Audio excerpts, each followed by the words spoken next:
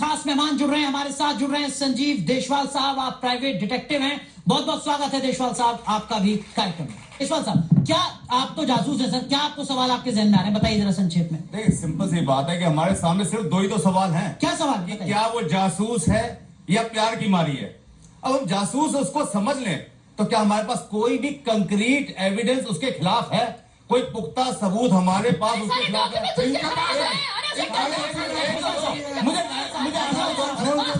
मुझे पूरी बात पे आने दो। जासूस है ऐसा क्यों लगता है आपको? जासूस है ऐसा क्यों लगता है आपको? सुनो बताइए आप। सुनो एक मिनट देखिए पूरी बात को सुनिए। सबसे पहले हम क्या कहते हैं, वो प्यार की मारी है। ठीक है जी, प्यार की मारी। कैसी प्यार की मारी है? जो सबूत बताओ सर।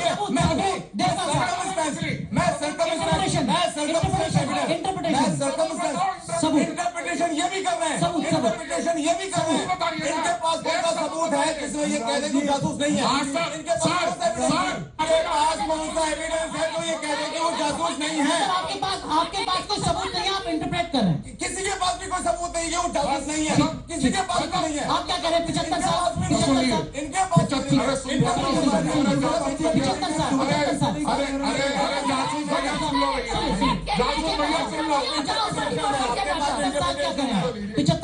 सीमा हैदर स्पाई है या नहीं, ये समझने के लिए हमें इंटरनेशनल स्पाई क्रोनोलॉजी समझनी होगी कि ये इंटरनेशनल स्पाई काम कैसे करते हैं।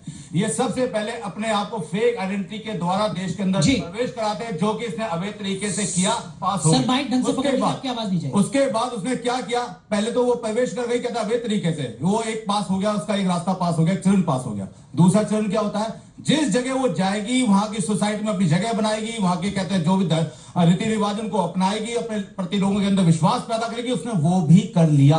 तीसरा जो चरण होता है, जो सबसे मेन चरण है, कि वहां पे जाकर लोगों के अंदर विश्वास जताने के बाद अपनी सोर्स बनाएगी और खुफिया जानकारी लेगी। वो काम यही वो नहीं कर पाई, क्योंकि 14 मई को वो आई थी, 14 मई को आई थी, 3 जुलाई को पकड़ी गई। 2 महीने जो वो बीच में गायब रही, उसने कभी नहीं बताया, कोई रजिस्ट्रेशन नहीं कराया।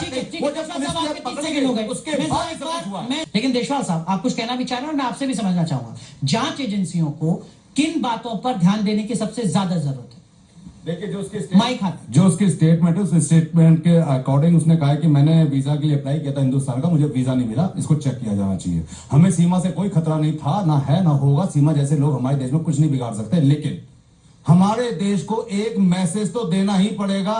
उसके ऊपर कोई कार्रवाई करके, क्या उसने हमारे देश के अंदर इलीगल एंट्री नहीं की है? अगर हमारे देश के अंदर उसने इलीगल एंट्री की है और ये प्रूफ हो रही है, तो उस कंडीशन में हम क्या एक मैसेज नहीं दे सकते अपने देश की तरफ से? उस दहशतगर्दों को 50 साल से 60 साल से हम लोग आतंकवाद का दर्द झेलते आ रहे हैं, और कोई भी हमारे देश में आता है, हम उसे भाभी बना लेंगे, उसे वो रोने लग जाएगी, प्यार मोहब्बत दिखाने लग जाएगी, 4 बच्चों को लाके खड़ा कर देगी, और हम कहेंगे नहीं नहीं नहीं, ये तो बेचारी मानवता का कहता हनन हो गया, ये तो कहते इसको तो वापस भेजना नहीं चाहिए। अरे भाई, सीधी सी बात है, कानून जो कहता है उसके अकॉर्डिंग उसके ऊपर एक्शन लिया जाए, उसको सजा दी जाए। क्योंकि अगर हमने उसको सजा नहीं दी तो हम अपने देश की तरफ से कोई जबरदस्त मैसेज पाकिस्तान को कभी नहीं दे पाएंगे।